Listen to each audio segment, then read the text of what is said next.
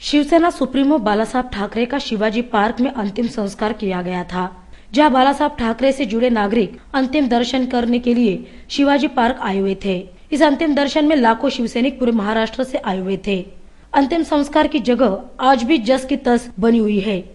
हालांकि शिवसेना के कार्यकर्ताओं सहित बाला साहब के चाहने वालों की यही मांग है कि बाला साहब का स्मारक शिवाजी पार्क पर बनाया जाए, लेकिन अब सबकी नजरें कार्याध्यक्ष उद्धव ठाकरे पर है।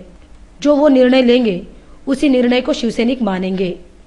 शुक्रवार को बाला साहब के समाधि के दर्शन करने के लिए रायगढ़ के शिवसैनिक बड़ी संख्या में शिवाजी पार्क में दाखिल हुए थे।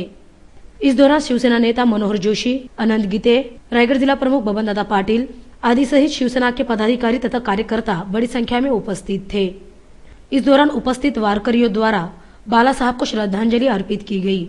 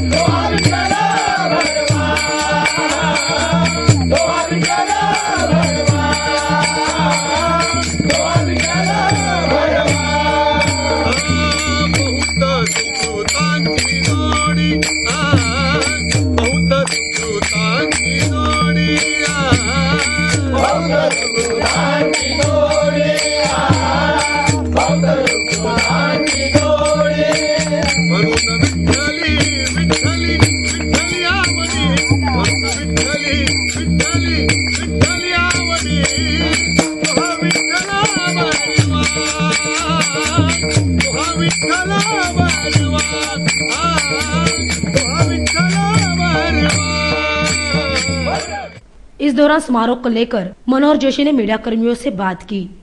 आज रायगढ़ जिल्ह्यातले कार्यकर्ते या ठिकाणी आहेत, बबन पाटील या ठिकाणी उभे आहेत आणि आज एक गट आला आहे। मी आपल्याला सांगू इच्छितो रायगढ़ जिल्ह्यातून अशा प्रकारचे आणखी 2 गट येणार आहेत। फक्त भक्तिभावाने शिवसेना प्रमुखांच्या प्रेमामुळे हे लोक येतात आणि यापैकी कोणालाही तुम्ही विचारलं तरी तो हेच सांगेल की बाळासाहेबांची स्मृती ठेवण्याच्या दृष्टीनं त्यांच्या कामामुळे प्रति कायमची मनामध्ये आहे।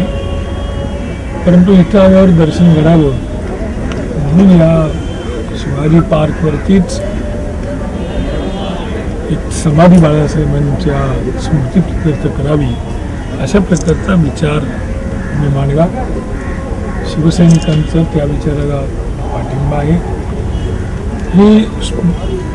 ही स्मृती कुठे असावी, कोणत्या भागात ठेवावी, कोणत्या आकाराची असावी, हे सगळे प्रश्न चर्चेतून सुटू शकतात।